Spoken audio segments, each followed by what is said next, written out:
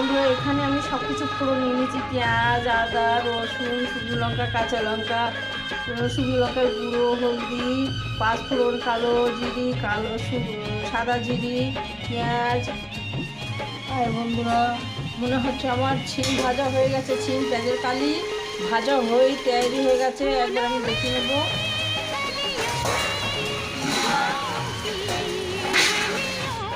একটু চিনি নিয়ে নিচ্ছি বন্ধুরা এই তরকারি। তো বন্ধুরা একটু নাড়াচাড়া করে নিলাম।